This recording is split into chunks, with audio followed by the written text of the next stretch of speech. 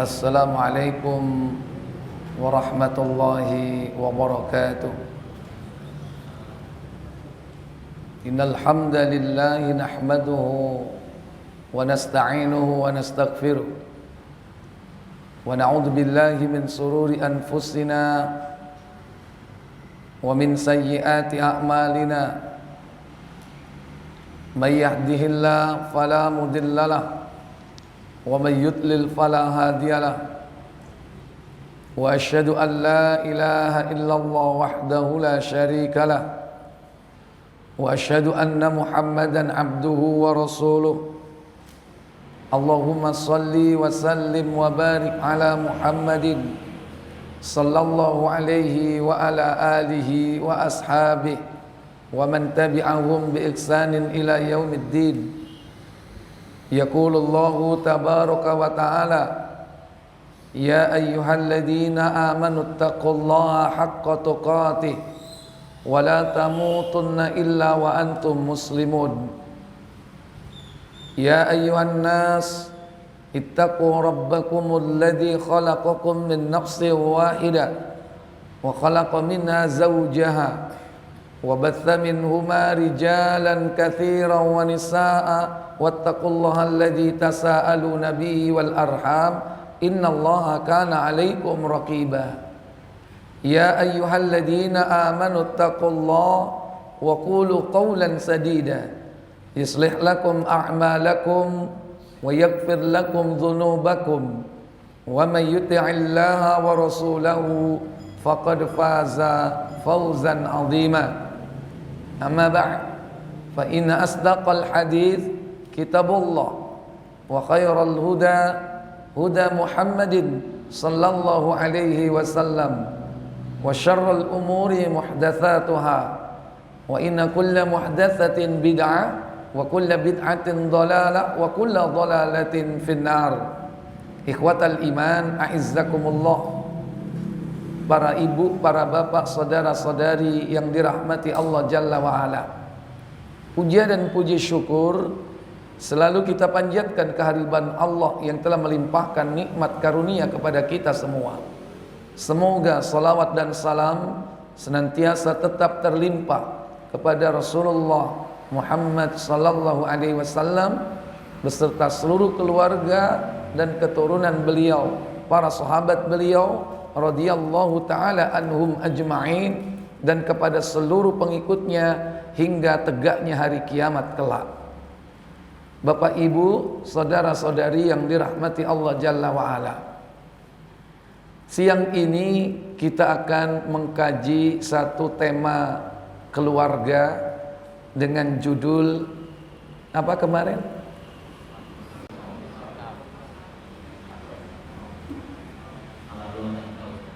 Selalu ada engkau. Mestinya selalu ada Allah ya. Engkau di sini mungkin yang dimaksud siapa? Selalu ada. Ada siapa? Ini kita menyatukan persepsi dulu. Kadang ada yang salah tafsir maksud dari judul itu. Selalu ada engkau. Engkau siapa? Hah? Loh, Allah Pak. Engkau di situ mungkin yang dimaksud panitia selalu ada teman hidup. Kalau suami ya berarti istri. Kalau istri berarti suami. Pertanyaannya, apa selalu pasangan hidup kita itu ada di samping kita? Halo? Hah? Selalu enggak ngikut kita? Enggak selalu. Atau bisa diartikan selalu ada engkau. Engkau di sini pasangan hidup. Berarti kalau yang satu mati, ganti lagi. Bisa bercabang maknanya. Tapi yang pantas dengan kata selalu itu bukan manusia. Yang senantiasa bersama manusia itu ilmunya meliputi segala sesuatu, yaitu siapa? Allah. Bukankah Nabi SAW bersabda dalam hadis Tirmidzi di nomor 2474, 3474, bukan 2000 ya. Muhammad bin Bashar Qutaibah menceritakan kepada kami, Marhum bin Abdul Aziz Al-Aqal Qutaibah menceritakan kepada kami, Abi Na'amah As-Sa'adi Qutaibah menceritakan kepada kami dari Abu Uthman An-Nahdi, dari Abu Musa Al-Asy'ari radhiyallahu anhu, ia berkata, kami pernah bersama Rasulullah SAW dalam sebuah peperangan. Ketika kami telah mendaki, maka kami dapat melihat Madinah. Orang-orang kemudian bertakbir dengan takbir yang sebenarnya. Mereka mengeraskan suara mereka dalam takbir tersebut. Rasulullah SAW kemudian bersabda. Jadi ketika melihat sahabat, mereka mengucapkan suara takbir dengan keras saat berada di ketinggian, Allahu Akbar. Diucapkan takbir itu dengan suara keras, ditegur sama Nabi. Ayyuhan nas, wahai para manusia, irba'u ala anfusikum, jangan kau berlebihan kepada dirimu. Kemudian apa kata beliau? Kemudian beliau bersabda, sesungguhnya Tuhan kalian bukanlah Tuhan yang tuli dan bukan pula Tuhan yang tidak ada. Innakum laisa tad'u as-samma wala ghaiban. Sesungguhnya engkau menyeru zat, bukan zat yang tuli dan bukan zat yang tidak ada, tetapi dia ada di antara kalian. Huwa bainakum, dia berada di antara kalian dan di antara kepala hewan kendaraan kalian. Wa baina ru'usi rihalikum, dan berada di antara kepala tunggangan-tunggangan kalian. Jadi Allah itu dekat. Wa idza sa'alaka ibadi anni fa inni qarib. Jika hamba-hambaku bertanya kepadamu Muhammad tentang aku, katakan bahwa sesungguhnya aku dekat. Jadi ilmu Allah itu meliputi segala sesuatu. Dialah Allah yang maha mengetahui. Dialah Allah yang maha mendengar. Jadi kalau dikatakan selalu ada engkau, Allah itu senantiasa memantau manusia. Dan itulah yang diharapkan dimanapun kita berada, kita senantiasa merasa dipantau oleh Allah Jalla wa'ala, diawasi. Nah itu yang harus ditumbuhkan. Dan itulah bagian daripada keimanan. Namun pada siang ini kita akan mencoba menggali makna dari judul tersebut. Selalu ada engkau. Di mana? Belum selesai. Selalu ada engkau di sampingku. Apa seperti itu? Belum tentu. Selalu ada engkau di dompetku. Berarti apanya berarti? Fotonya. Apa itu tanda seorang cinta kepada seseorang? Dengan nyimpan foto di dompetnya. Halo? Ikhwatal iman rahimani wa rahimakumullah. Ingat, kalau kita bicara yang dimaksud di sini adalah wanita, berarti kita bicara wanita sebagai tiga hal. Nah ini bagi suami tentunya. Yaitu pertama wanita sebagai fitnah, yang kedua wanita sebagai musuh, dan yang ketiga wanita sebagai nikmat. Pilih yang mana? Pilih yang mana antum? Halo? Iya kan? Kalau yang dimaksud engkau di sini adalah suami, tentu bagi seorang istri selalu ada engkau. Belum tentu, karena suaminya jarang di rumah.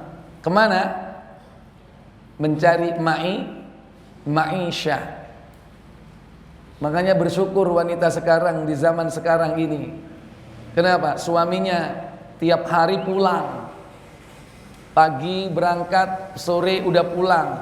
Kalau dulu mereka mencari maisha berhari-hari, berminggu-minggu, berpekan-pekan, berbulan-bulan baru datang.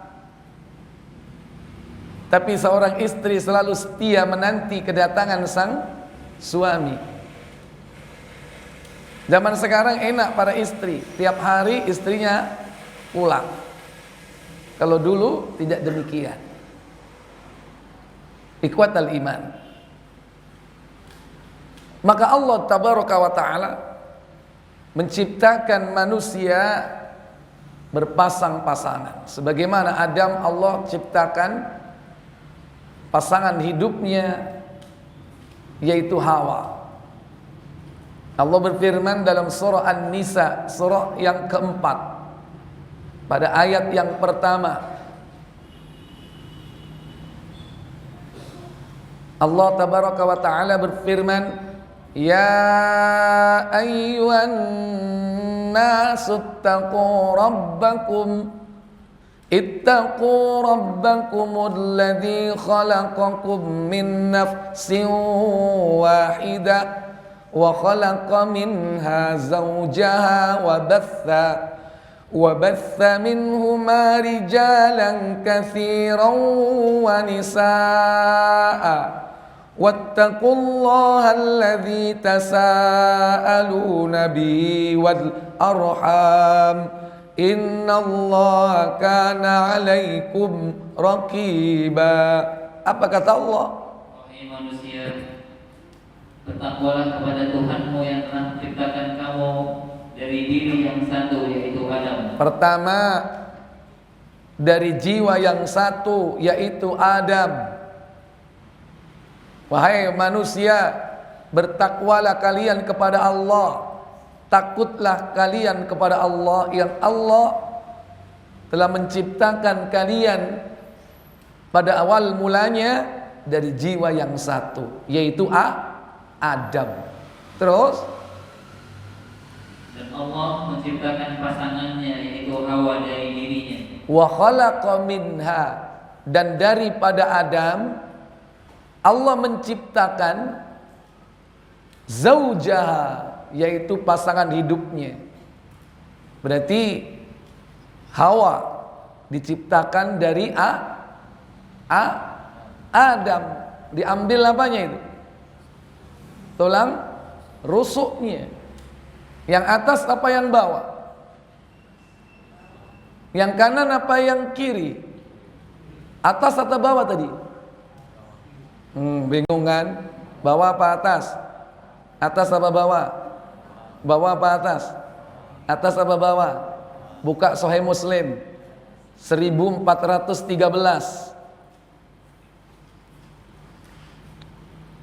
Diambil tulang rusuk Adam sebelah kiri, yang sebelah mana? 1413.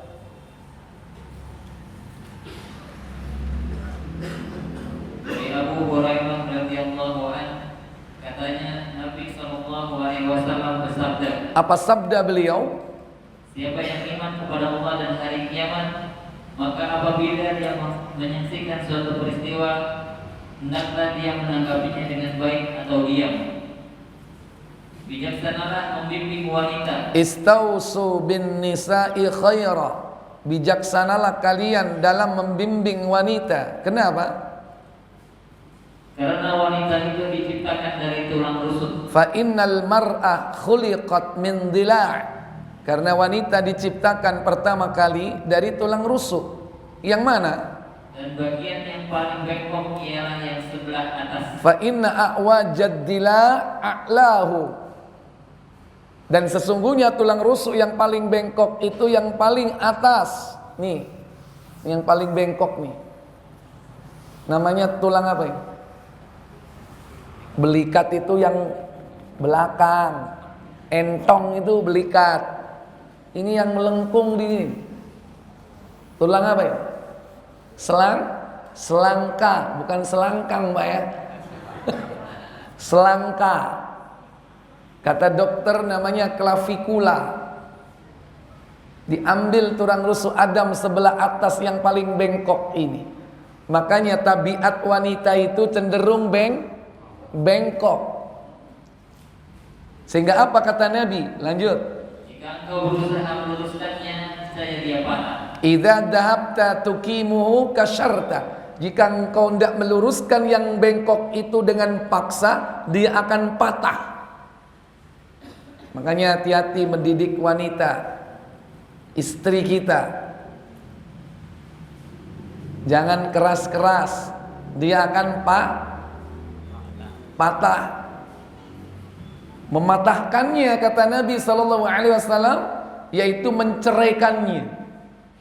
Kalau ada seorang lelaki menceraikan istrinya, berarti dia mematahkannya. Jika kau tidak meluruskan yang bengkok itu dengan paksa, dia akan patah. Tapi kalau kau biarkan dia, tidak kau didik, tidak kau nasihati, apa kata beliau? Tetapi jika engkau biarkan dia, akan senantiasa bengkok. Fa in taraktaha wa illam yazal a'waj. Dan jika kau biarkan wanitamu, istrimu, tidak kau nasihati, tidak kau didik dengan baik, dia akan tetap dia akan selalu bengkok. Itulah wanita. Makanya gaji berapapun Bu, gaji berapapun ngaku aja deh. Makanya istri harus selalu diingatkan, kalau enggak semua pengen dibeli. Apalagi punya duit. Sudah punya panci di rumah, pengen panci baru. Kemarin panci teflon, pengen lagi yang stainless sudah punya, pengen lagi yang dari keramik.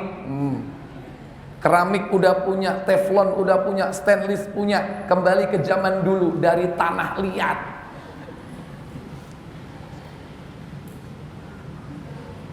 Apapun pengen dibeli, pengen punya, apalagi punya duit. Makanya harus dinasehati, Ma, untuk apa banyak-banyak beli rice cooker? Ini model baru, Pak. Ini 5 in 1. Habis nanti 5 in 1 keluar lagi yang baru. Berapa? 7 in 1. Beli lagi. Model paling baru. Itu harus dinasehati wanita begitu. Apalagi hobinya belanja. Makanya Nabi berpesan dalam hadis ini, apa kata beliau? Karena itulah bijaksanalah kalian membimbing wanita dengan baik. Wastausu bin nisa'i khaira. Oleh karena itu bijaksanalah kalian dalam membimbing wanita. Lihat itu lemarinya, berapa pakaiannya, banyak nggak? Gitu masih kurang nggak? Halo? Masih ngerengek-ngerengek ke bapaknya, ke suaminya. Kalau dia punya duit, nggak usah bilang suami, tahu-tahu beli. Ikhwatal iman. Harus diingatkan, kalau tidak dia terjebak kepada perilaku syaitan. Hidupnya tabdzir. Apa tabdzir? Boros. Allah berfirman, buka surah Al-Isra ayat 26, 27. ولا تبذرهم تبذيرا إن المبذرين كانوا إخوان الشياطين. Ayat berapa ini? Dicek benar gak itu? 26 baca. Dan berikanlah haknya kepada kerabat dekat, juga kepada orang miskin dan orang-orang yang dalam perjalanan, dan janganlah kamu menghambur-hamburkan hartamu secara boros. Sesungguhnya orang-orang yang memboros itu adalah saudaranya setan. Iya. Setan itu sangat ingkar kepada Tuhannya. Iya, sesungguhnya pemboros itu adalah teman siapa? Temannya syaitan. Maka perlu diingatkan Pak, istri-istrinya itu, ikhwatal iman, a'izzakumullah. Inilah wanita yang Allah ciptakan pertama kali dari tulang rusuk Adam. Tulang rusuk Adam yang paling atas itulah yang paling bengkok. Dari keduanya Allah kembang biakkan manusia, laki-laki, perempuan yang banyak. Kembali ke An-Nisa. Wa batha minhuma rijalan katsiran wa nisaa. Apa kata Allah?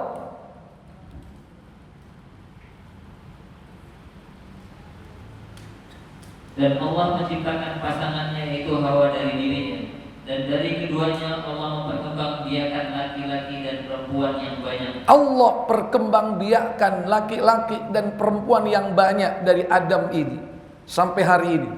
Entah berapa ratus miliar manusia yang hidup di muka bumi ini. Terus bertakwalah kepada Allah yang dengan namanya kamu saling meminta, dan peliharalah hubungan kekeluargaan. Sesungguhnya Allah selalu menjaga dan mengawasimu. Iya. Wattaqullah, bertakwalah kalian kepada Allah. Alladzi tasaaluna bihi, yang kalian dengan nama Allah meminta satu dengan yang lain.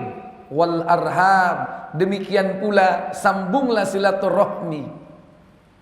Innallaha kana 'alaikum raqiba, sesungguhnya Allah senantiasa mengawasi segala perbuatanmu. Bapak Ibu, saudara-saudari yang dirahmati Allah Jalla wa Ala.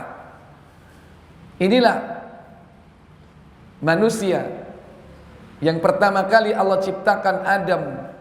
Dan Adam tidak bisa sendiri hidupnya, sehingga dia membutuhkan pasangan hidup. Allah ciptakan pasangan hidupnya, yaitu Hawa. Maka demikian pula kita hidup secara sunnatullah membutuhkan pasangan hidup. Seorang lelaki membutuhkan wanita, membutuhkan perempuan. Seorang perempuan membutuhkan seorang laki-laki. Dan Allah tabaraka wa ta'ala tidak membedakan laki perempuan ini dari segi ketaatan kepadanya.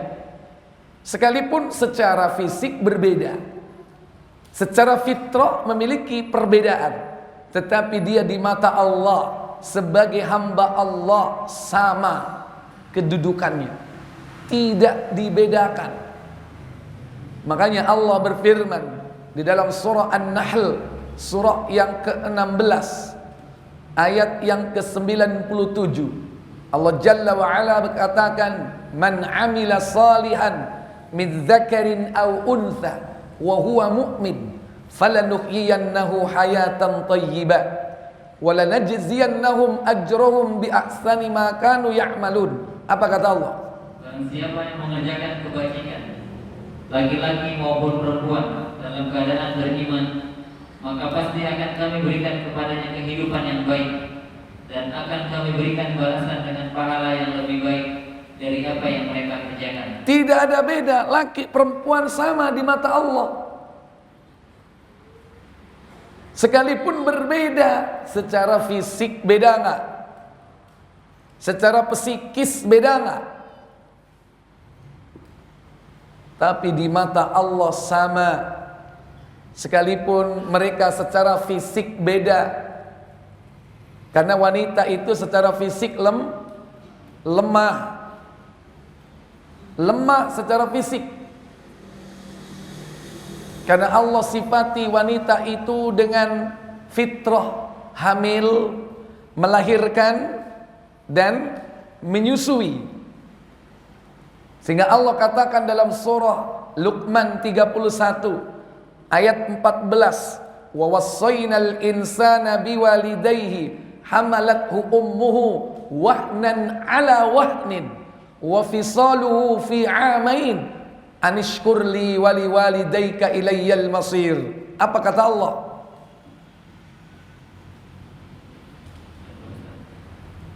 Dan kami perintahkan kepada manusia agar berbuat baik kepada kedua orang tuanya. Ibunya telah mengandungnya dalam keadaan lemah yang bertambah-tambah dan menyampinya dalam usia 2 tahun. Bersyukurlah kepadamu dan kepada kedua orang tuamu. Hanya kepadaku kau akan kembali. Wanita diberikan oleh Allah fitrah, yaitu hamil, melahirkan, kemudian menyusui, lemah wanita itu, kemudian lemah secara fisik, kemudian lemah secara psikologis, akalnya lemah, akalnya itu lemah wanita itu. Demikian pula agamanya pun lemah wanita itu. Buka Bukhari 552.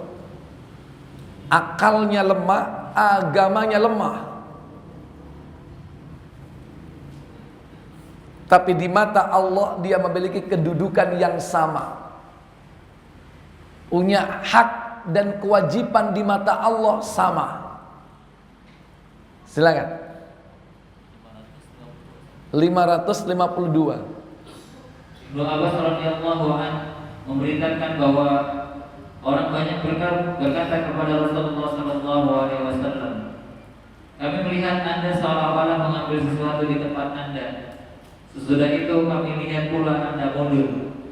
Jawab Nabi sallallahu alaihi wasallam, aku melihat surga, lalu aku ingin memetik buah-buahannya. Kalaulah buah-buahan itu dapat kupetik, sesungguhnya dapat untuk makananmu seumur dunia. Dan perlihatkan pula kepadaku neraka. Belum pernah aku menyaksikan pemandangan yang sangat mengerikan seperti hari ini. Kulihat kebanyakan isinya kaum wanita. Mereka bertanya, kenapa begitu ya Rasulullah? Jawab Rasulullah, karena kekafiran mereka. Tanya mereka, apakah mereka kafir kepada Allah? Jawab Nabi sallallahu alaihi wasallam, mereka kafir terhadap teman hidupnya yaitu suaminya. Mereka dan terhadap kebaikan yang dia terima dari suaminya. Sekalipun engkau telah berbuat baik kepada mereka sepanjang masa, kemudian dia melihat sesuatu kesalahan darimu, lantas dia berkata, saya tidak pernah sedikit pun melihat kebaikan dari dirimu. Oh, nggak ada. Bukan berarti di Muslim 61 wanita itu lemah akalnya dan lemah agamanya.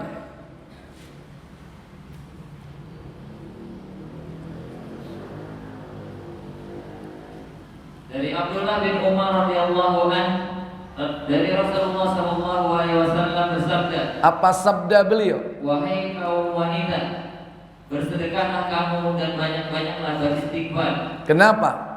Karena aku melihat kebanyakan isi neraka adalah kaum wanita. Terus seorang wanita yang cerdas lantas bertanya, apa kesalahan kami ya Rasulullah? Kebanyakan penghuni neraka. Jawab Rasulullah sallallahu alaihi wasallam, kaum wanita suka memaki dan suka memungkiri jasa suami. Aku tidak melihat orang yang kurang akal dan kurang agamanya. Aku tidak melihat orang yang kurang akalnya dan kurang agamanya selain yang melebihi daripada kamu sekalian wahai wanita. Selain daripada kamu wahai wanita. Lantas seorang wanita bertanya, apa katanya? Wanita tadi bertanya pula, Kurang bagaimana akal dan agama kami ya Rasulullah. Kurang bagaimana akal kami wahai Rasul. Apalagi di zaman sekarang, umpama Rasul ada, dia akan bantah. Banyak wanita sekarang yang jadi astronot, banyak wanita yang jadi presiden. Kurang apa akal kami? Mungkin begitu ya. Apa jawab Rasulullah SAW? Adapun kurang akal karena kesaksian dua orang wanita sama dengan kesaksian seorang pria. Nah, itu sebab kenapa dia lemah akalnya. Karena kesaksian seorang lelaki sama dengan kesaksian dua orang wanita. Dalam hal bersaksi, kalau laki-laki satu, kalau perempuan berapa? Dua. Dia nggak bisa sendiri dia. Dalam bersaksi dia harus butuh teman, nggak bisa sendiri. Karena wanita itu lebih mengutamakan perasaan apa akalnya? Perasaannya. Maka talak itu di tangan siapa? Hak talak di tangan siapa? Laki. Karena dia berpikir sebelum dia mentalak istrinya. Kalau wanita, seandainya hak talak itu ada di tangannya, rumah tangga tidak berjalan seumur jagung. Dikit-dikit talak, dikit-dikit cerai. Kenapa? Karena lebih memperturutkan perasaannya. Akalnya kurang. Makanya kata orang dulu, wanita itu panjang rambutnya, pendek akalnya. Kalau laki-laki mau berbuat sesuatu, mikirnya panjang, akalnya kurang. Yang kedua, kurang agamanya. Kenapa? Kemudian Rasulullah bersabda, tidak dapat sholat beberapa malam dan tidak dapat berpuasa beberapa hari di bulan Ramadan. Itu adalah bukti kurangnya agamanya. Tidak bisa sholat beberapa hari, beberapa malam, tidak bisa puasa beberapa hari, itu bukti kurang agamanya. Itulah wanita. Makanya nggak ada nabi wanita, nggak ada, Pak. Kalau nabi wanita, perintahnya tidak akan berwibawa. Kenapa? Ketika dia perintahkan umatnya, kaumnya, ya ayyuhalladzina amanu, hai orang-orang yang beriman, kutiba alaikumussyam, diwajibkan atas kalian berpuasa Ramadan sebulan penuh. Dia sendiri libur, nggak puasa, haid. Berwibawa nggak perintahnya? Nggak berwibawa. Makanya nggak ada nabi wanita. Agamanya kurang, akalnya pun juga kurang. Dari sinilah dia membutuhkan seorang lelaki yang kuat, baik akalnya, baik agamanya maupun fisiknya. Jadi kehadiran wanita ini, dia sebagai teman lelaki, bukan sebagai rival, bukan sebagai musuh sebetulnya, tapi melengkapi kehidupan lelaki. Inilah kehidupan ideal yang Allah ciptakan pertama kali pada seorang figur Adam, kemudian diciptakannya pasangannya Hawa. Tetapi dalam perjalanannya kelak, wanita itu akan dibagi menjadi beberapa kriteria. Baik dia bisa menjadi musuhnya atau bisa menjadi nikmat dalam kehidupannya. Minimal wanita itu hakikatnya adalah fitnah dalam kehidupan lelaki. Oleh karena itu, Nabi SAW beliau berpesan kepada kita bahwa hakikat wanita itu yaitu sebagai fitnah kehidupan. Nabi bersabda dalam hadis Muslim nomor 2359 kalau tidak salah.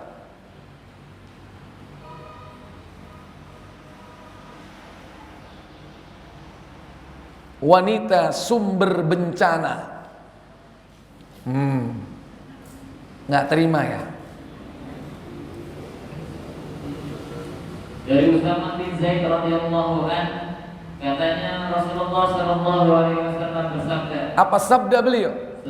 Sepeninggalku tidak ada sumber bencana yang lebih besar bagi laki-laki selain daripada wanita. Ma taraktu ba'di fitnatun. Tidak ada satu fitnah sepeninggalku yang lebih dahsyat. Hiya adarru 'ala rijal, yang dapat memadoroti seorang lelaki, minan nisa, daripada fitnah tentang wanita. Jadi fitnah atau bencana atau ujian terbesar kehidupan manusia itu adalah yaitu fitnah wanita. Itulah pesan Nabi Sallallahu Alaihi Wasallam. Maka harus berhati-hati dengan wanita kita. Anda boleh hidup bersama kapanpun dan dimanapun berada, tetapi berhati-hatilah terhadap wanita, karena wanita itu bisa menjadi fitnah dalam kehidupan kita. Baik dia adalah istri kita atau anak-anak perempuan kita, apalagi wanita-wanita ajnabiyah, wanita-wanita yang bukan mahram kita, wanita yang hidup tiap hari saja dengan kita, istri kita, bisa menjadi sumber ujian berat buat kita. Makanya Allah tabaraka wa ta'ala mengingatkan kita harus senantiasa waspada terhadap wanita-wanita kita, untuk selalu menasihati. Allah perintahkan kita untuk senantiasa menasihatinya dengan nasihat takwa, dengan nasihat yang baik. Nabi ketika haji wada, beliau berpesan tentang masalah wanita, karena wanita ini perlu diwaspadai. Baca Muslim 1188, ketika Rasul haji wada, beliau khutbah di Arafah.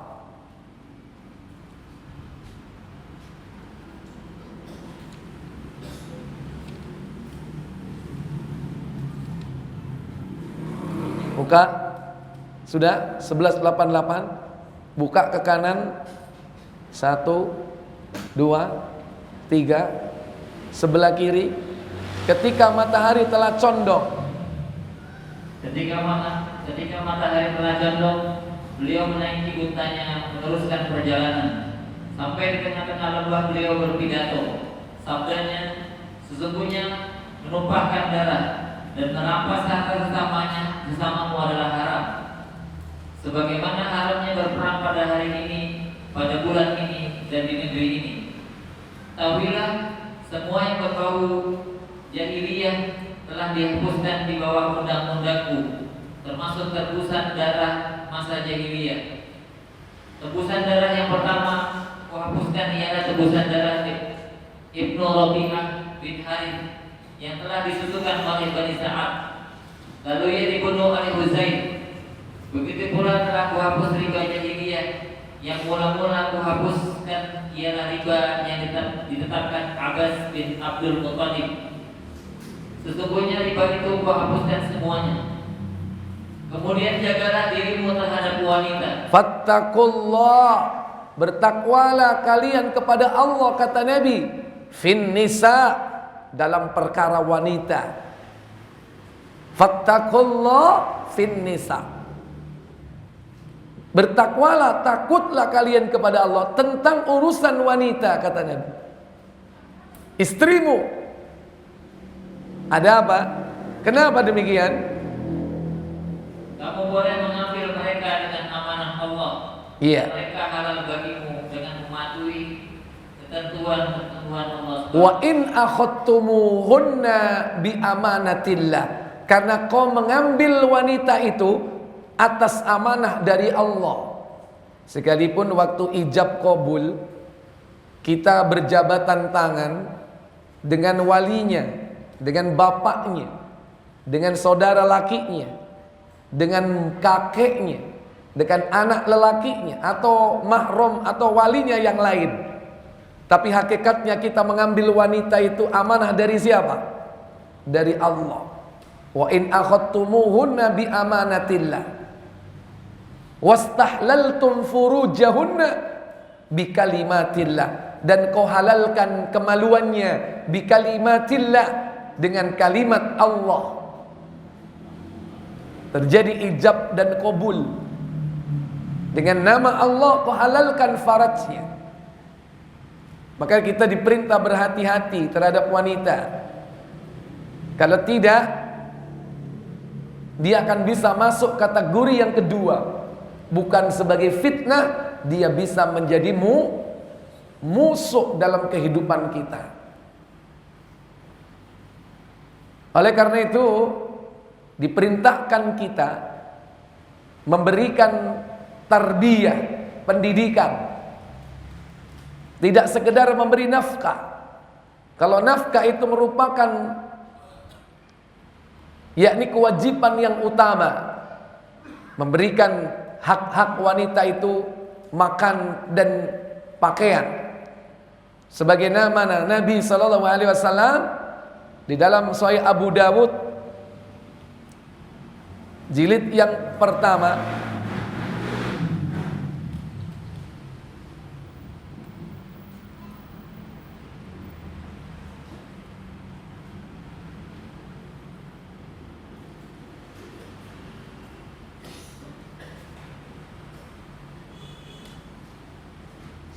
(2142).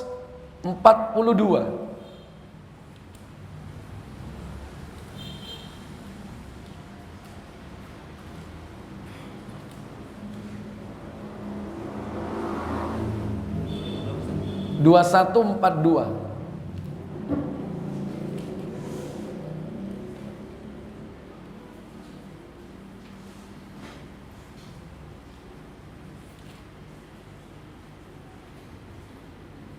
Diriwayatkan dari Muawiyah Al-Qushairi, dia berkata, saya berkata, wahai Rasulullah, apa hak istri-istri kami? Maka Rasulullah sallallahu alaihi wasallam, apakah hak, bilangi, apakah hak istri-istri kami?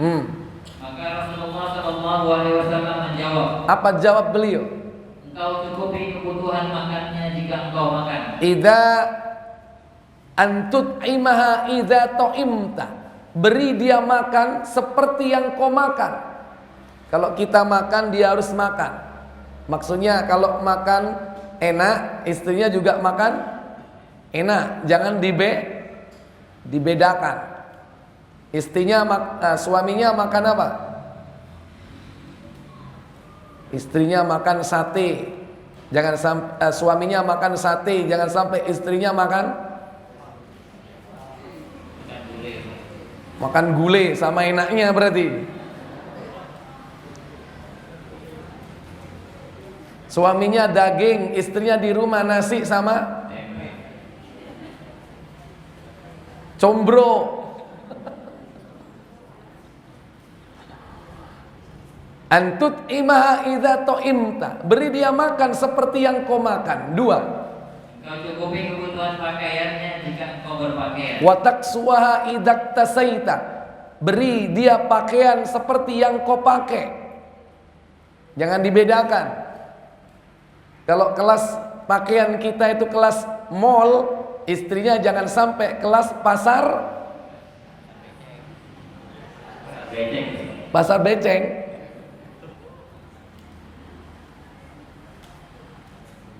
Ini diperintah untuk memberikan nafkah. Ini bagian daripada tarbiyah, pendidikan. Tapi dianjurkan memberi makan, minum dari barang yang halal. Jangan sampai membawa barang haram di rumah. Makanan haram, minuman haram, jangan. Demikian pula pakaian dari duit yang haram.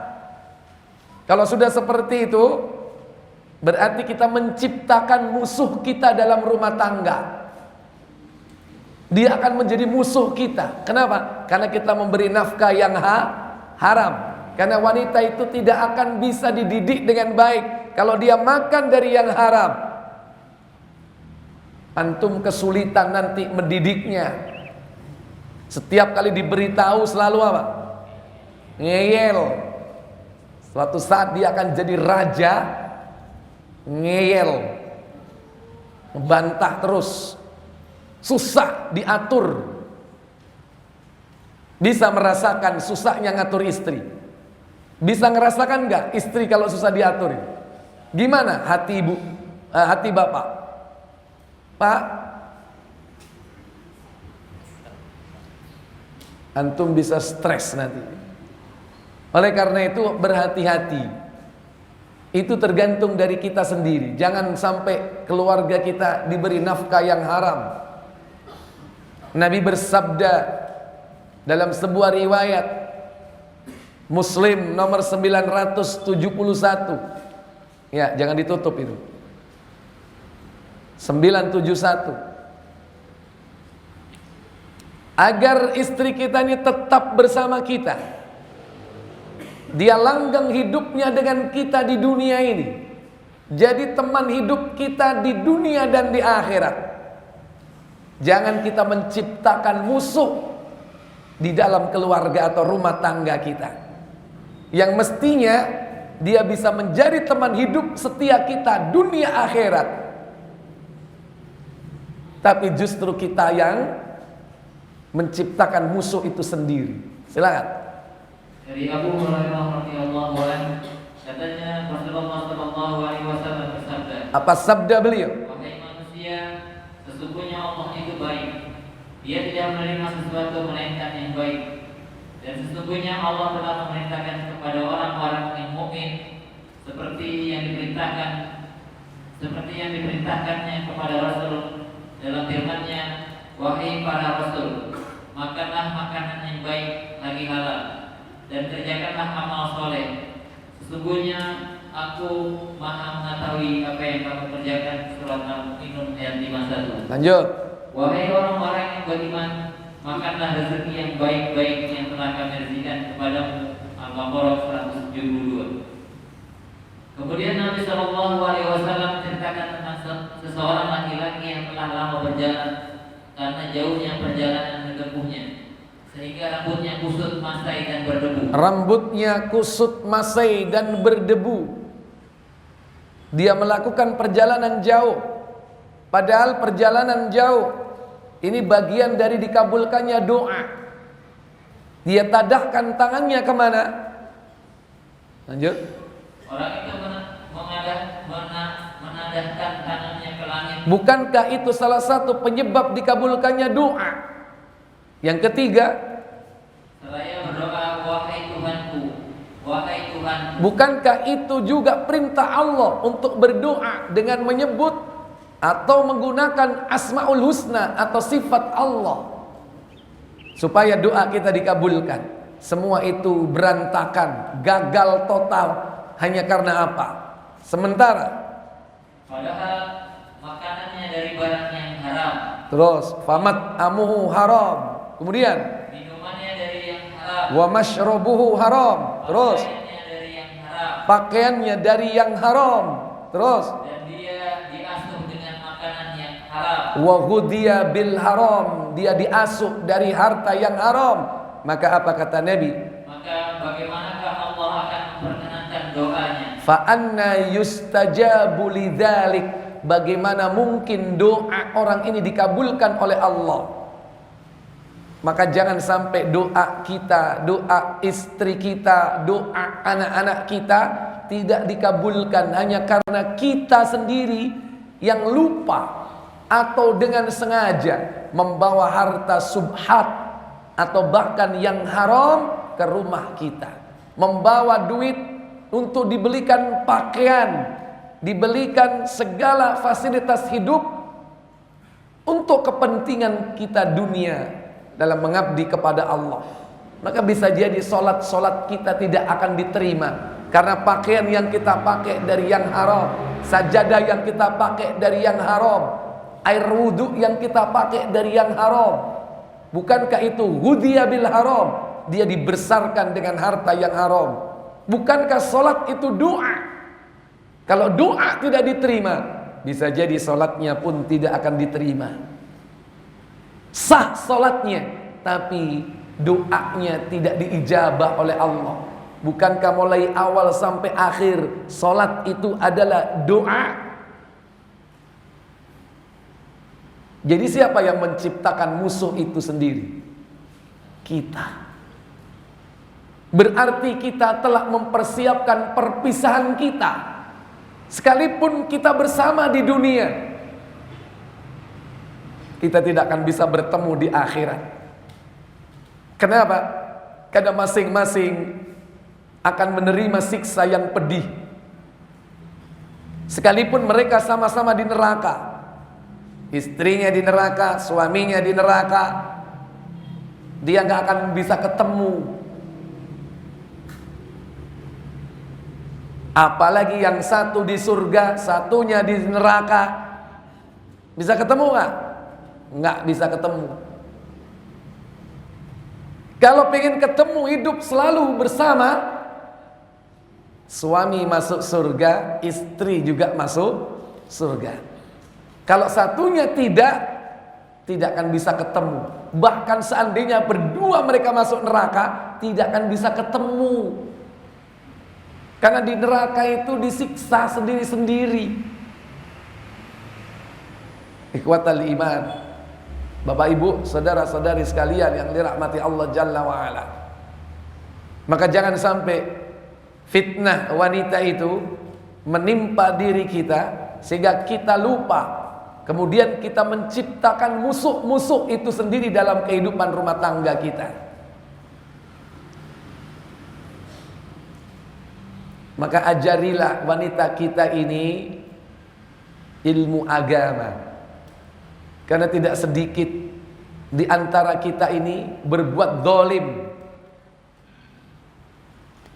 Lawan dari zalim itu artinya adil. Banyak di antara kita ini istrinya cuma satu tapi tidak berbuat adil.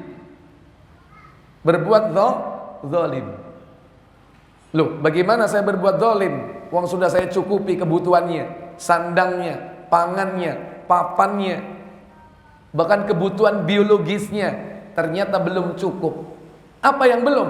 Kebutuhan spiritual, kebutuhan din, agama. Siapa yang memberikan ini?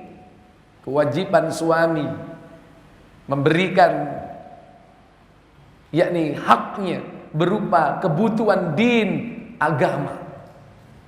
Makanya seorang istri harus dikenalkan kepada Allah, dikenalkan kepada Rasulullah, dikenalkan kepada agama Allah ini. Itu kewajiban suami. Kalau akan ditanya oleh Allah Jalla wa'ala di akhirat. Maka kalau tidak, berarti kita telah mempersiapkan musuh-musuh kita dalam rumah tangga kita.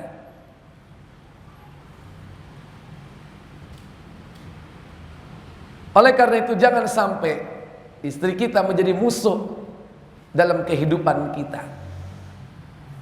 Maka Allah Jalla wa'ala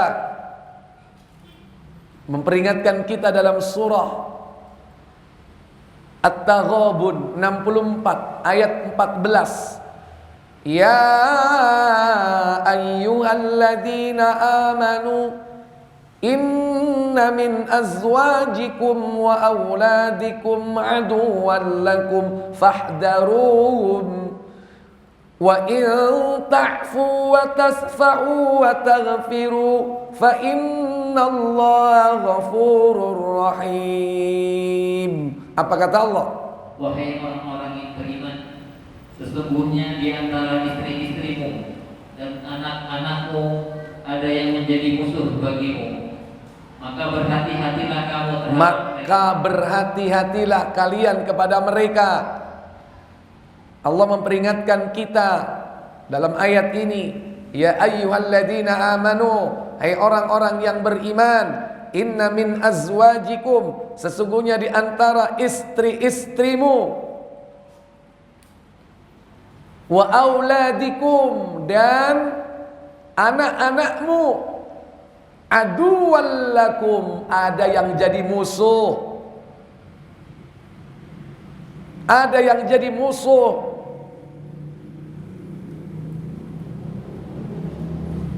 Istri 4 musuh 1, tinggal berapa?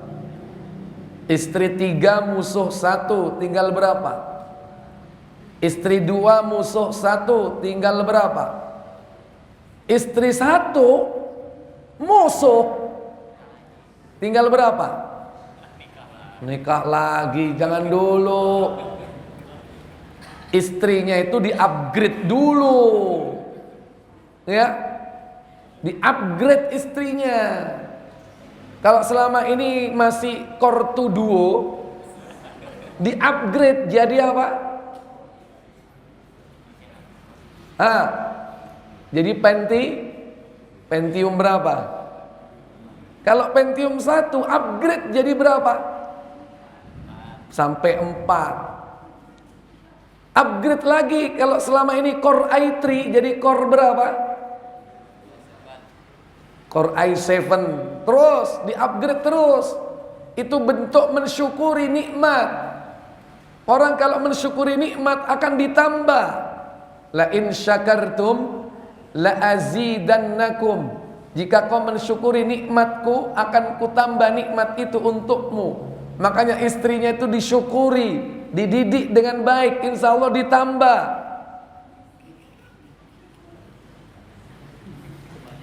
Kok ketawa? Istrinya disyukuri, yang ada ini disyukuri. Kalau orang bersyukur, janji Allah diapain? Ditambah. Kalau antum belum tambah-tambah, berarti selama ini belum mensyukuri istri. Istrinya dikamplengin terus, dimarahin terus, disyukuri istri itu. Bagaimana cara mensyukurinya? Dididik dengan baik. Jangan dimarah-marahin doang. Tapi kita harus waspada. Di samping waspada yang pertama, yang kedua apa? Wa in ta'fu, maka berhati-hatilah kamu terhadap mereka, dan jika kamu maafkan, dan jika kau memaafkannya. Jadi harus sering memaafkan kalau istri punya kesalahan. Kalau ingin tetap langgeng rumah tangga, harus saling memaafkan. Istri itu tadi cenderung apa? Bengkok. Maafkan dia. Sering memaafkan. Makanya laki-laki harus punya lapang dada, senantiasa memaafkan istrinya. Sebaliknya istri harus juga sering minta maaf. Karena bisa jadi istri itu melakukan kesalahan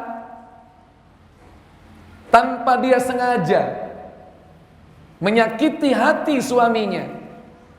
Mungkin hanya karena suaminya ini memang pemaaf, semuanya baik, banyak kesalahan-kesalahan dia anulir, dia tolerir.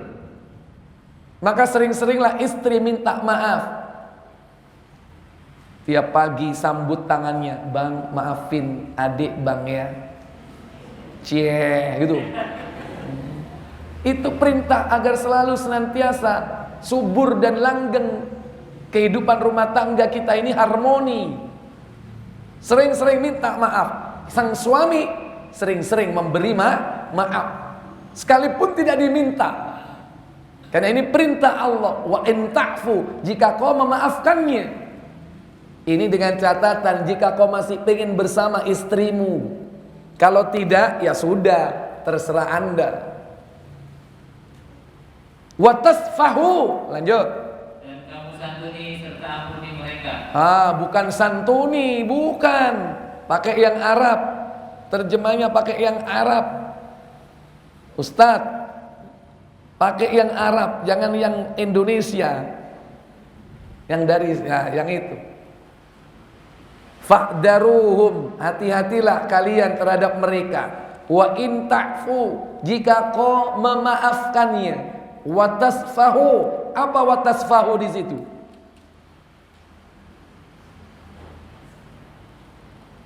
Beda enggak? Beda. Ayo dibaca lengkap. Ayat 14 At-Taghabun. Surah 64.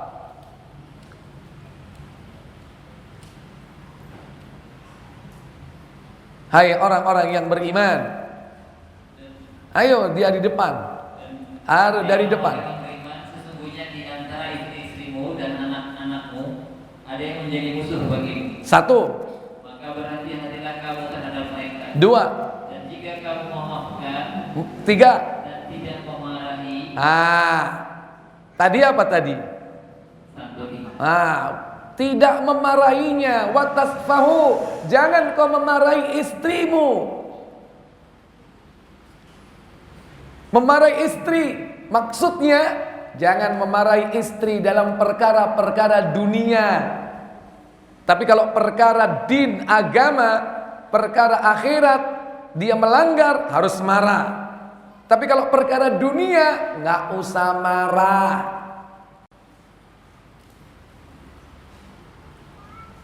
Bapak ngasih HP, HP-nya dihilangkan, marah nggak, Pak? Halo? Bener. Loh.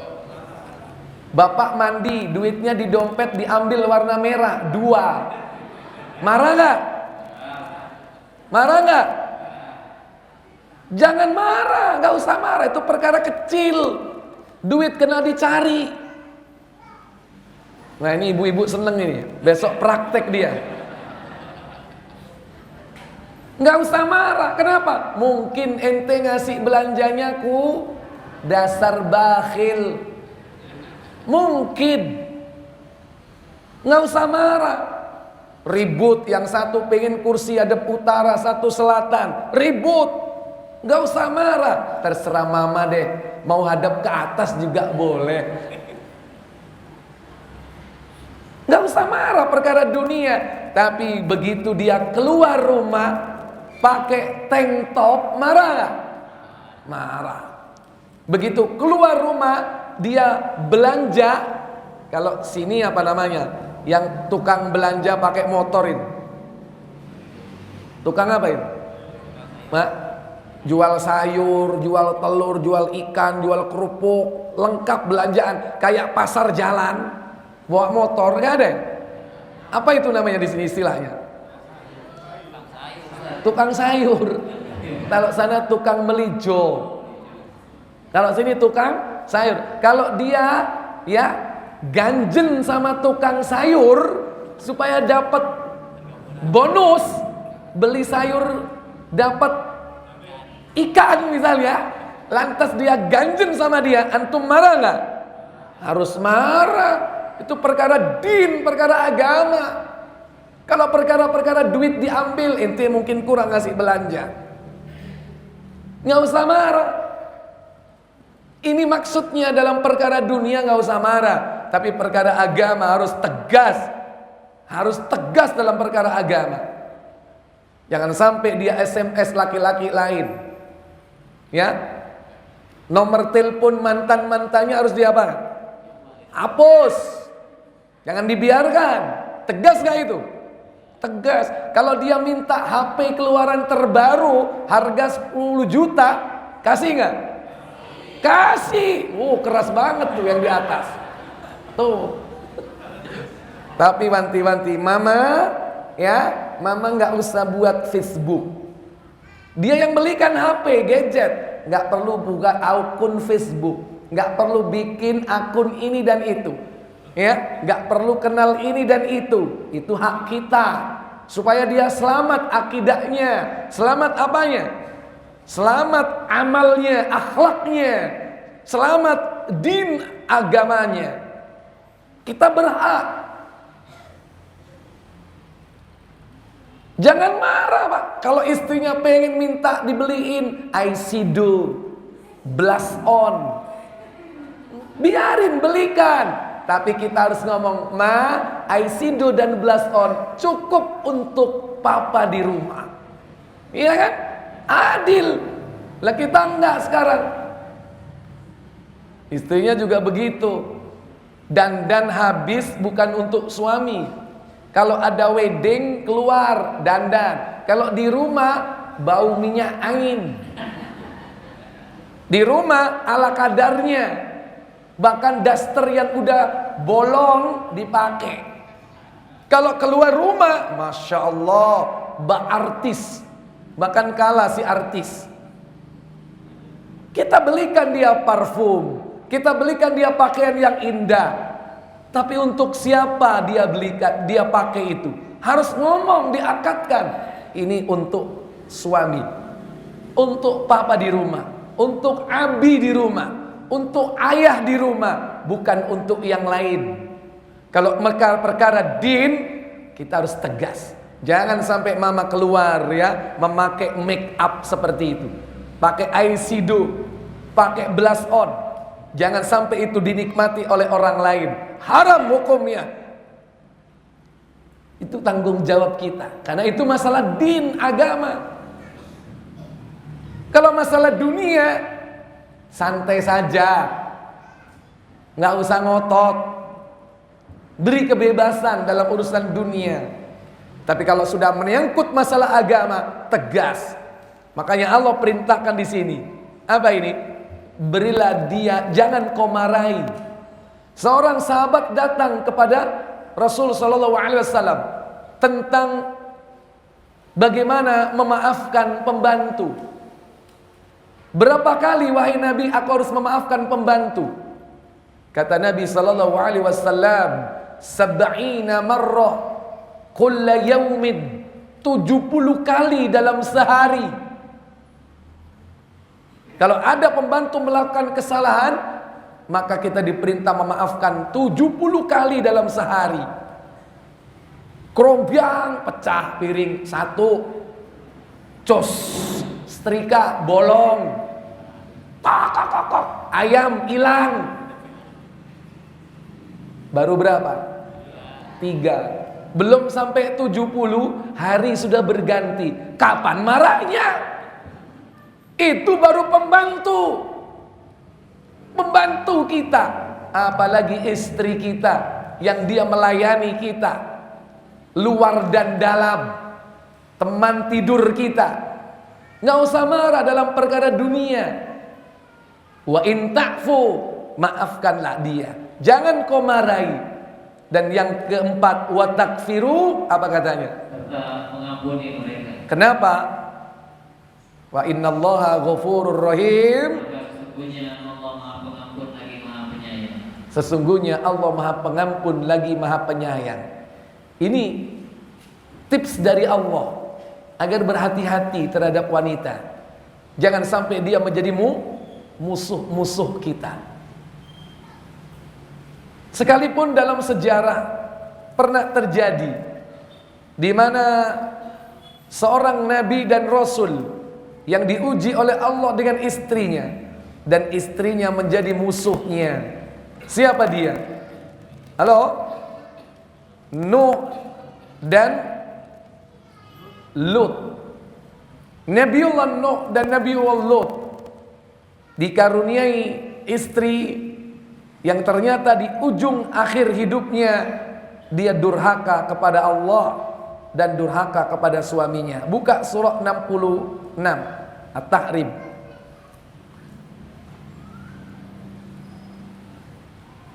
Allah Jalla wa Ala berfirman, ayat 16, ayat 10 dalam surah At-Tahrim. Daraballahu mathalan lilladzina kafaru ra'ata Nuhin wa imra'ata Lut kanata tahta abdaini min ibadina salihaini fakhanatahuma falam yughniya anhuma minallahi syai'a wa qila adkhulan nar ma'ad dakhilin. Apa kata Allah Jalla wa Ala? Allah membuat perumpamaan bagi orang-orang kafir, yaitu istri Nuh dan istrinya Lut. Keduanya berada di bawah pengawasan 2 orang hamba yang soleh di antara hamba-hamba kami.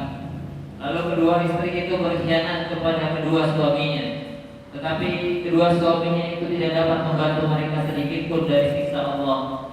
Dan dikatakan kepada kedua istri itu, masuklah kamu berdua ke dalam neraka bersama-sama orang yang masuk ke dalam neraka. Ternyata Allah Jalla wa'ala memberikan contoh dalam kehidupan bahwa ada ternyata istri yang menjadi musuh para nabi dan rasul. Ada kalanya musuh itu dibangkitkan dari bapak atau orang tua para nabi dan rasul. Ada kalanya musuh itu berasal dari anak-anak mereka. Juga ada kalanya dari paman-paman mereka. Bahkan musuh itu pun sangat memungkinkan terjadi, yakni pada pasangan hidup kita, sebagaimana Nabiullah Lut dan Nabiullah Nuh. Bukankah istri itu orang yang paling dekat kehidupannya dengan kita? Tidak ada orang yang saling sangat mengetahui tentang segala macam urusan pribadi seseorang melainkan suami dan istri.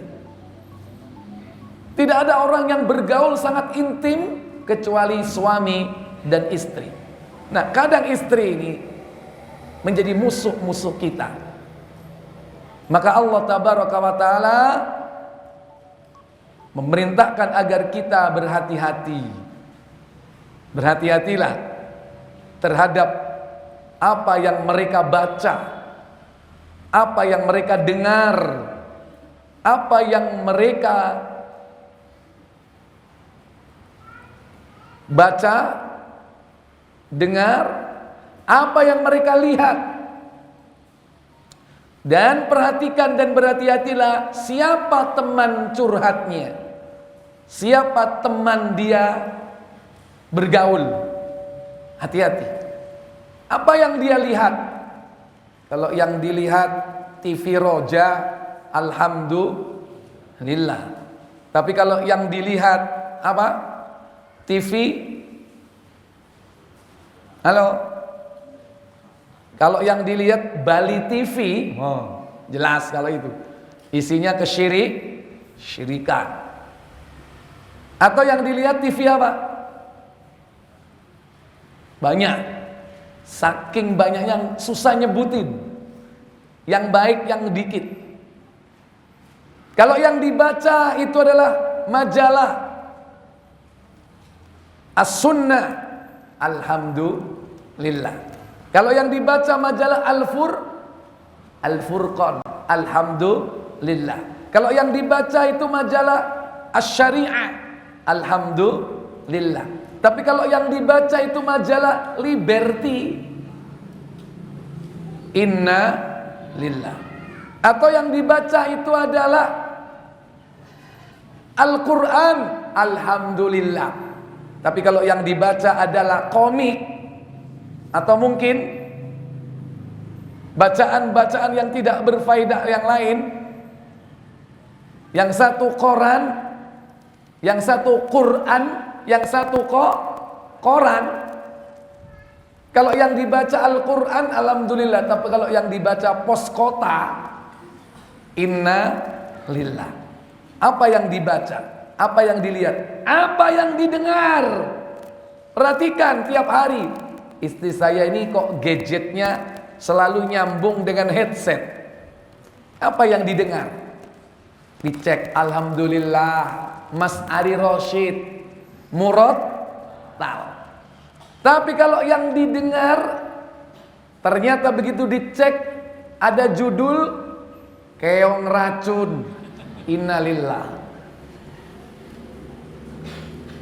Jadi apa yang didengar, perhatikan, itu kewajiban suami. Kalau tidak, berarti kita membiarkan musuh itu tumbuh dalam rumah tangga kita. Apa yang dibaca, apa yang dilihat, apa yang didengarkan. Lihat itu istri kita. Demikian pula siapa teman gaulnya, siapa teman curhatnya. Karena teman itu berpengaruh besar membentuk akidah, membentuk akhlak. Karena Nabi SAW memerintahkan Falyandur ahadukum man yukhalil. Perhatikan siapa yang menemanimu. Kata Nabi SAW, la tusahib illa mu'min. Jangan kalian berteman kecuali orang mukmin. Karena teman itu besar pengaruhnya.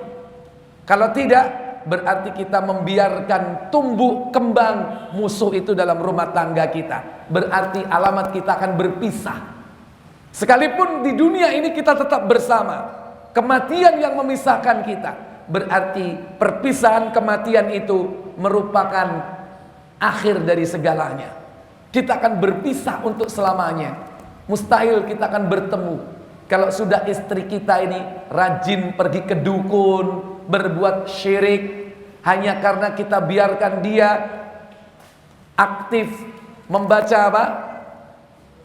Majalah apa tadi? Majalah isinya kesyirikan.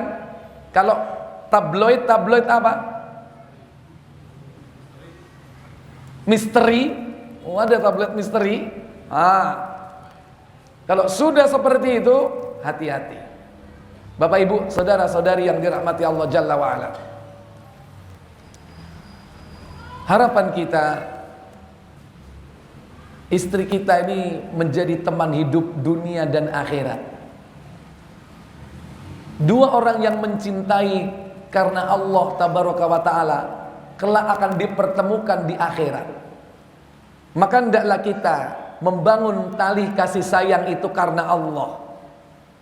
Dalam hadis Bukhari disebutkan bahwasanya ada dua orang yang saling cinta mencintai karena Allah. Dia berkumpul karena Allah, berpisah karena Allah. Sekalipun di situ disebutkan rajulani, dua orang laki-laki. Tapi secara umum siapapun dia Bani Adam yang dia membangun cintanya karena Allah, Allah akan pertemukan kelak di akhirat. Maka tiada perhiasan yang paling utama di muka bumi ini melainkan pasangan hidup, yakni istri yang solihah. Kenapa demikian? Nabi SAW bersabda dalam hadis Muslim nomor 1410,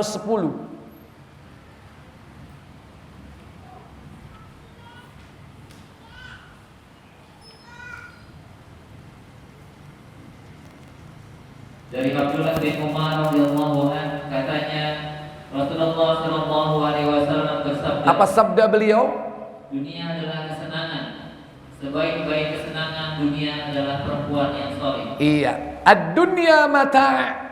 Dunia adalah kesenangan, dunia adalah kesenangan. Wa khairu mata'iha al-mar'atus salihah. Dan sebaik-baik perhiasan dunia itu adalah wanita yang salihah. Inilah yang kita harapkan. Memiliki pasangan hidup yang salihah. Siapa mereka? Wanita yang salihah itu. Buka surah An-Nisa, surah yang keempat, ayat 34.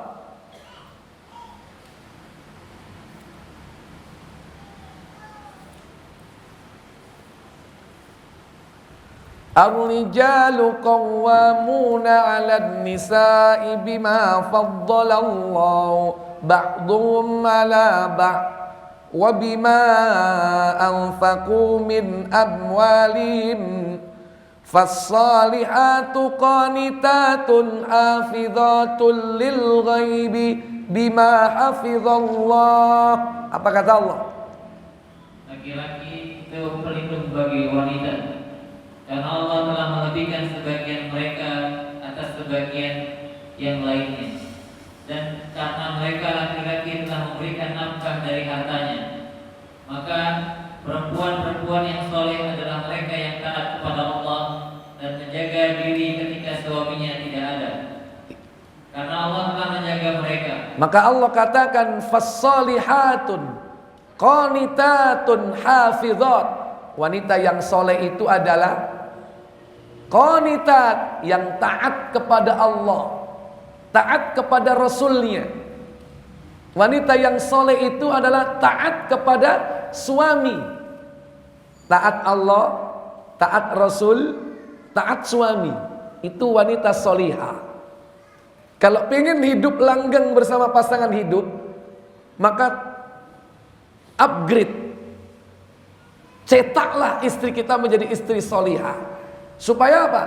Pertemanan kita ini langgeng dunia dan akhirat.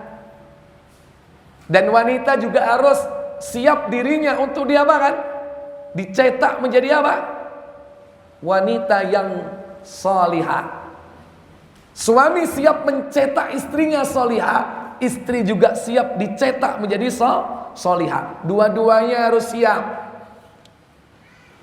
Kalau salah satu tidak siap, nggak bisa. Nanti jadi musuh. Suaminya pengen istrinya, ma ayo ma sholat, sholat. Udah sholat sana sendiri. Lakum dinukum waliyadin. Udah kiamat kalau sudah begitu. Biar papa aja, ayah aja jadi orang soleh. Ayah nggak perlu mikirin ibu, mikirin mama. Supaya jadi baik, urus aja diri sendiri. Kita sendiri-sendiri hidup sesuai dengan keyakinan sendiri-sendiri. Walaupun hidup serumah, makan semeja, tidur sedipan. Tapi urusan agama sendiri-sendiri. Neraka kehidupan seperti itu. Berarti hanya sekedar tampak baik di hadapan manusia, menjaga status sebagai suami istri. Berarti di situ ada kebahagiaan semu. Orang bilang, oh itu keluarga harmonis, kemana-mana berdua, fisiknya berdua, makan berdua, tidur berdua, tapi pikirannya yang satu ngalor, yang satu ngidul. Nggak akan bisa bahagia seperti itu. Maka harus siap suami dan istri. Yang satu siap mencetak istrinya jadi soleh, yang satu siap untuk dicetak menjadi solihah. Kenapa? Karena yang wajib aktif di sini adalah mendidik istri, suami apa istri? Halo? Makanya suami jangan sampai dididik sama istri. Ada nggak di sini suami dididik istrinya? Halo? Ada. Yang ngaku di atas ternyata. Yang bawah nggak mau ngaku. Tapi seandainya ada kita ini dapat hidayah melalui istri, alhamdulillah. Tapi bapak tetap wajib segera untuk mengejar ketertinggalannya. Langsung belajar kuantum, lompatan, ya, supaya jangan ketinggalan sama istrinya. Karena bapak ini dibekali dengan berbagai macam kelebihan. Karena laki-laki itu dilebihkan oleh Allah akalnya, dilebihkan agamanya, dilebihkan finansialnya, sehingga dia bisa memberi nafkah. Harus mengejar ketertinggalan itu. Karena yang mencetak solihah itu suami, dan istri harus siap dicetak menjadi solihah. Oleh karena itu istri solihah dia harus taat kepada Allah Jalla wa'ala, taat kepada Rasulnya. Itulah ciri wanita solihah. Demikian pula dia taat kepada suaminya. Jangan sampai seorang istri tidak taat kepada Allah, taat kepada Rasul, dan tidak taat kepada suami. Kalau ada seorang istri tidak taat kepada Allah dan Rasulnya, berarti dia tidak akan bisa menjadi wanita solihah. Disuruh sholat, ogah. Disuruh berjilbab, entar dulu.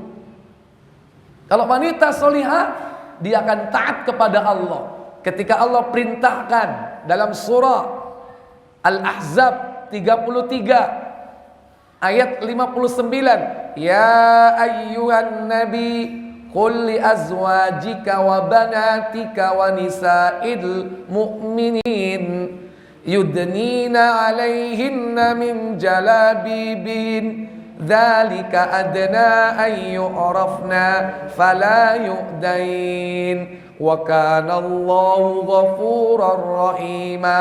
Apa kata Allah?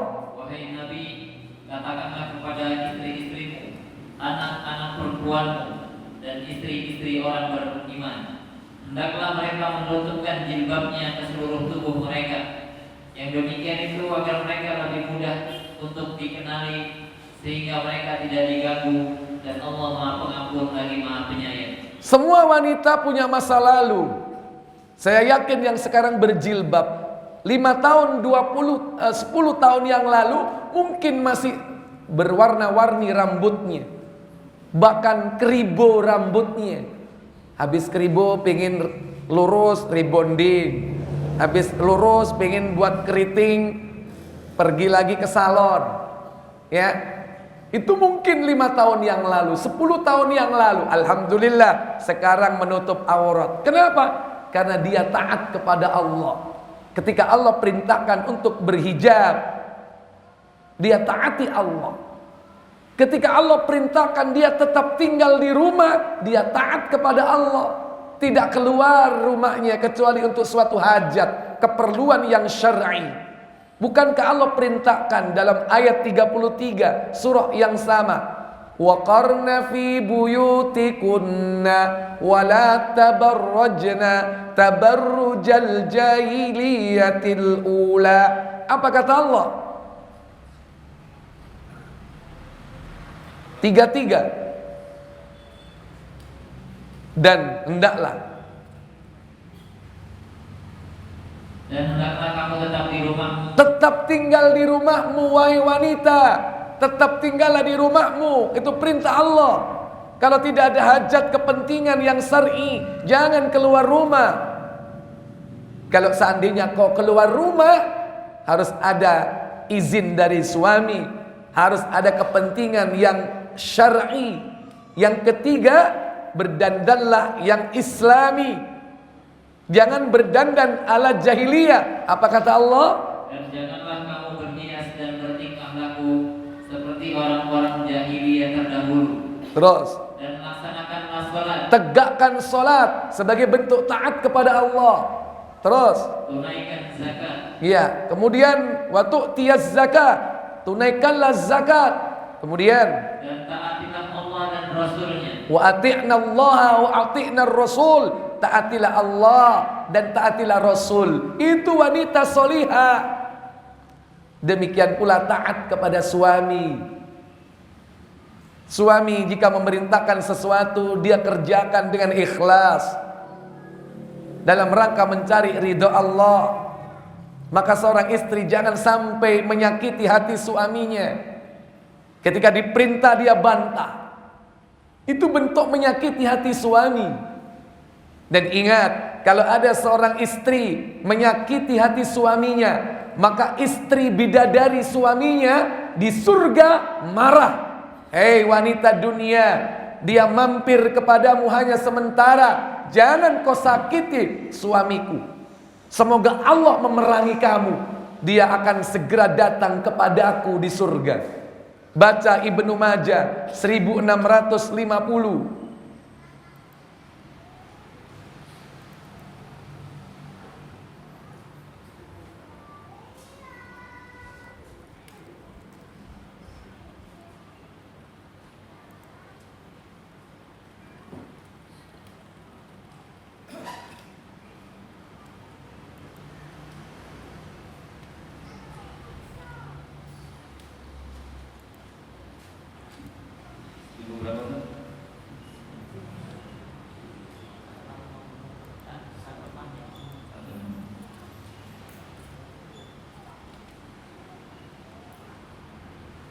Dari Mu'adz bin Jabal, ia berkata Rasulullah SAW bersabda. Apa sabda beliau sallallahu alaihi wasallam? Tidaklah seorang istri menyakiti suaminya kecuali istrinya dari kalangan bidadari surga berkata. Apa katanya? Janganlah kau sakiti dia. La tu'dhihi, kata istri bidadarinya. Jangan kau sakiti suamiku. Kenapa? Semoga Allah memerangimu. Qatalakillahu, semoga Allah memerangi kamu. Kenapa demikian? Dia di sisimu hanyalah seorang yang singgah sesaat untuk kemudian meninggalkanmu dan segera menemui kami. Fa innama huwa indaki dakhilun aw syaka ayyufariqaki ilaina. Sesungguhnya dia hanya mampir sebentar, singgah pada dirimu sementara, dan dia akan segera mendatangi aku di surga. Maka seorang istri jangan menyakiti suaminya, karena bisa jadi istri bidadarinya kelak, istri bidadarinya di surga sekarang marah, yakni kepada Anda. Kalau dia sudah pergi meninggalkan kamu, bisa jadi dia tidak akan pernah balik untuk selamanya. Ikhwatal iman, rahimani wa rahimakumullah. Ternyata orang ahli surga itu sudah diciptakan istrinya enggak? Halo? Ente sudah punya istri di surga enggak? Loh, jangan godek, jangan geleng-geleng, jangan-jangan enggak sungguhan nanti. Berarti enggak ke surga nanti. Halo? Sudah diciptakan bidadarinya di surga enggak? Harus optimis itu. Mindsetnya harus dibentuk sekarang. Sudah diciptakan istrinya di surga enggak? Sudah, gitu. Berarti kita menata mindset kita bahwa kita bakal harus masuk surga.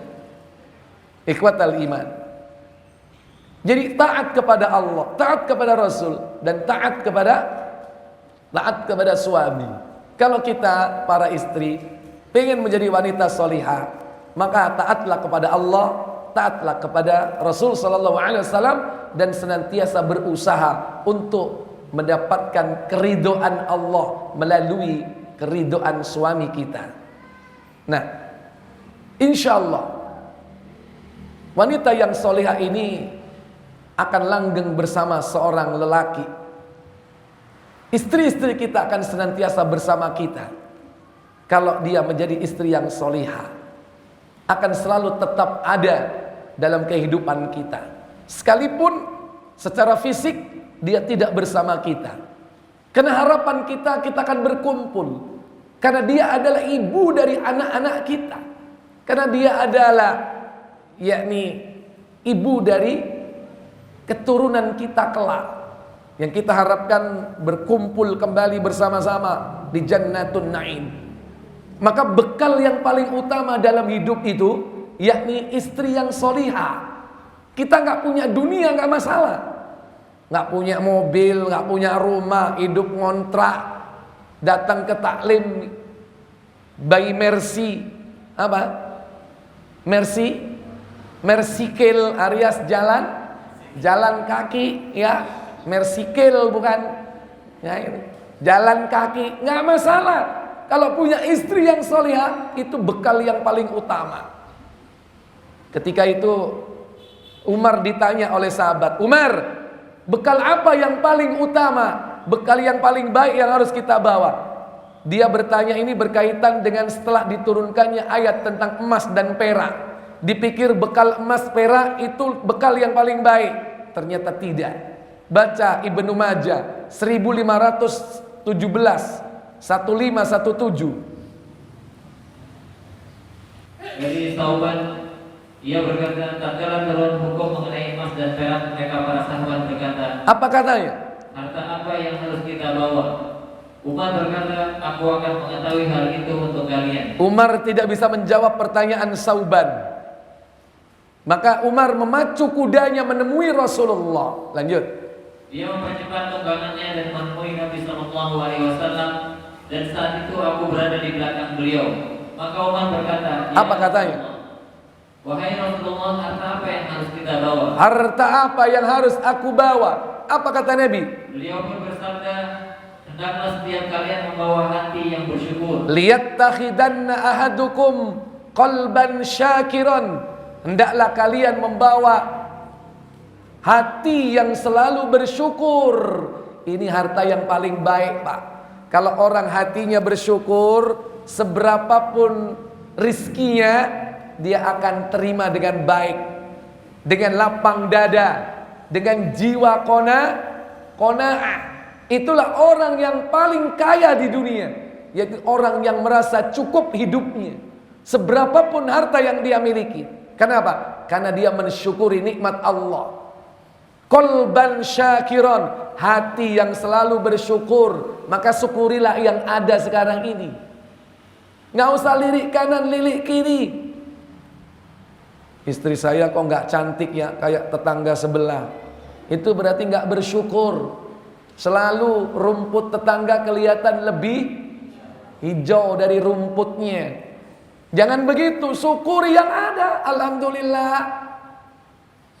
Kalau kita lihat kanan, lihat kiri, makan hati. Syukuri yang ada. Suami istri juga begitu. Bawalah hati yang selalu bersyukur. Bersyukur atas pemberian Allah, bersyukur atas pemberian suami. Suami saya kok dari dulu naik sepeda motor ya. Tetangga sebelah sudah naik pesawat. Maksudnya kesana kemari sudah naik pesawat. Mungkin mobil juga punya. Nggak usah tengok kanan, tengok kiri. Syukuri yang ada. Hati yang selalu bersyukur. Ini kunci kebahagiaan. Yang kedua, apa bekal yang paling utama itu? Lisan yang senantiasa berzikir. Walisanan dakiron, lisan yang selalu berzikir, mengingat Allah. Zikir lisan, dia baca kalimatut thayyibah di sela-sela kesehariannya dalam kesibukan menemani anaknya, melayani suaminya, mempersiapkan segala perlengkapan rumah tangga. Di sela-sela itu dia senantiasa lidahnya rotban bizikrillah, basah berzikir mengingat Allah. Mungkin dia baca tasbih, baca tahmid, baca takbir, alhamdulillah, syukur-syukur. Dia membaca zikir yang paling utama. Apa? Al-Quran. Itu bekal yang utama. Lisan yang selalu berzikir, bukan ngerumpi, bukan ngerasain orang. Dan apa yang ketiga, bekal yang paling utama itu, Pak? Dan istri mukminah. Nah, wa zaujatan mu'minatan, istri mukminah. Jadi bekal yang baik itu istri mukmin. Sekalipun kita orang melarat, nggak punya apa-apa, kita ini sudah punya bekal yang luar biasa, istri mukmin. Siapa istri mukmin itu? Apa kata Nabi? Yang dapat menolong setiap orang dari kalian untuk kepentingan akhirat. Iya, tu'inu ahadukum min amril akhirah, yang dapat menolong kalian dalam urusan akhirat. Itulah istri mukmin. Kita mau sholat, disiapin perlengkapannya. Apa yang disiapin? Sarung, kalau pakai sarung. Terus bajunya disiapin, disetrikain. Soalnya dia tahu suami harus datang ke masjid. Datang ke masjid itu harus dengan pakaian yang bagus. Kata Allah, khudhu zinatakum inda kulli masjidin. Pakailah perhiasanmu ketika kau masuk masjid. Karena menghadap kepada Allah, raja di raja, istrinya tahu, dibantu suaminya supaya tampil keren di hadapan siapa? Allah. Keren di hadapan Allah, menutup aurat dengan baik, dipakai perhiasannya. Kalau punya surban, jangan disimpan di lemari, pakai surbannya. Kita malu kan? Nanti dikatain kiai. Pakai gamis di masjid. Padahal masing-masing di antara kita pasti punya gamis nggak? Pakai, kita nggak. Kadang ke masjid, ya Allah, kaos oblong. Belakangnya ada sponsornya lagi. Air mengalir sampai jauh. Ya Allah. Padahal punya gamis, punya pakaian yang indah. Nah, istri harus siapkan itu. Bang, tolong bang, ini dipakai supaya Allah senang sama abang. Membantu urusan akhirat. Mau mandi disiapin airnya, mau puasa disiapin apanya? Makan sahurnya. Itu istri mukmin, membantu urusan akhirat. Maka jadilah istri mukminah, wahai para wanita, supaya kita tetap langgeng bersama dunia akhirat. Mudah-mudahan Allah mempertemukan dan mempersatukan kita semua dengan istri-istri kita, dengan suami-suami kita, anak-anak kita, dengan keluarga besar kita bertemu di Jannatul Firdaus. Wa akhiru da'wana walhamdulillahirabbil alamin. Wassalamualaikum warahmatullahi wabarakatuh.